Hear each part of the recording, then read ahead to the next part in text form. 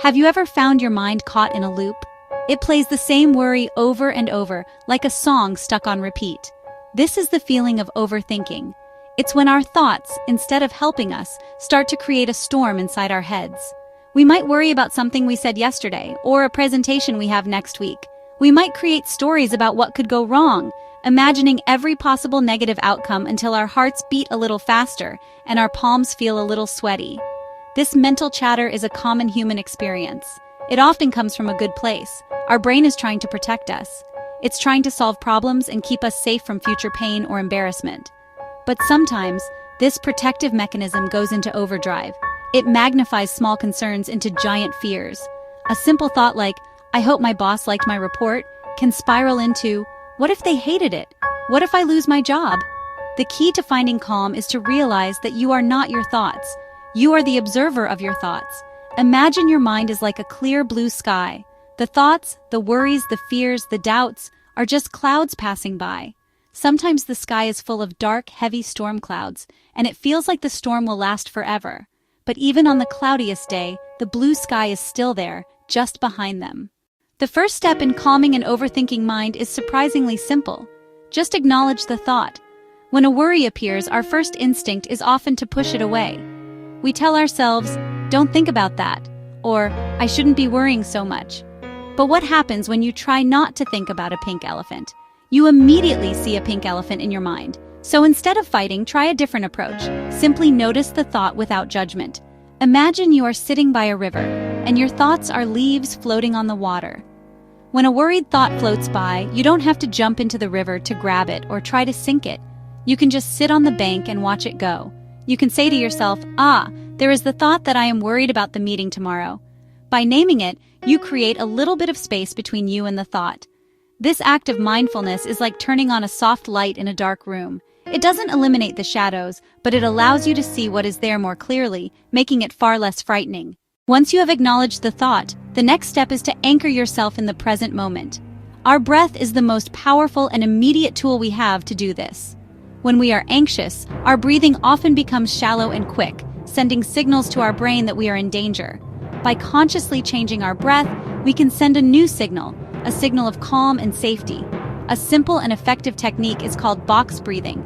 It's easy to remember and you can do it anywhere, anytime, without anyone even noticing. Imagine a square in your mind. You will breathe along the four sides of this square. First, breathe in slowly through your nose for a count of 4. Then hold your breath for a count of 4. Next, breathe out slowly through your mouth for a count of 4. And finally, hold your breath again for a count of 4. Inhale, 1, 2, 3, 4. Hold, 1, 2, 3, 4. Exhale, 1, 2, 3, 4. Hold, 1, 2, 3, 4. As you do this, place all of your attention on the feeling of the air entering your lungs, filling your belly, and then gently leaving your body. Notice how your shoulders drop and the tightness in your chest begins to soften. This practice does more than just calm your body. It focuses your mind. It is very difficult to count your breaths and worry at the same time. Okay, so after acknowledging the thought and using your breath to find your center, the third step is to consciously shift your focus onto something else. Now, this isn't about ignoring your problems. It's about choosing not to let them totally consume you. Your mind, honestly, can only focus on one thing at a time. By deliberately directing your attention towards something neutral or positive, you're basically taking the spotlight off the worry. This is actually an act of empowerment. A really powerful way to do this is to engage your 5 senses. This technique grounds you in your immediate physical environment and totally pulls you out of the abstract world of your thoughts. Ask yourself, what are 5 things I can see right now? Seriously, name them in your head. What are 4 things I can feel? Notice the texture of your clothes, the chair beneath you, the air on your skin. What are 3 things I can hear? Listen for the distant traffic, the hum of a computer, or even just the sound of your own breathing. What are 2 things I can smell? And finally, what is 1 thing I can taste? This simple sensory exercise instantly reconnects you with reality and breaks the hypnotic spell of overthinking. This shift in focus is like a muscle that gets stronger with practice. You can also shift your focus to a simple, absorbing activity. Maybe it's watering your plants, organizing a drawer, listening to a favorite song, or doing a few simple stretches. The activity itself doesn't matter as much as the intention behind it. to give your mind a new, calming place to rest, even if just for 5 minutes.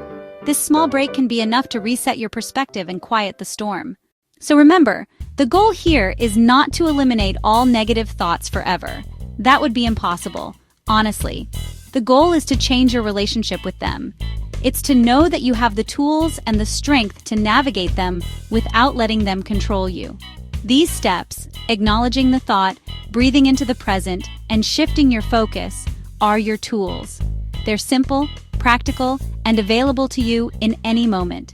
They are your pathway back to the calm, clear sky that is always within you, no matter how cloudy it gets.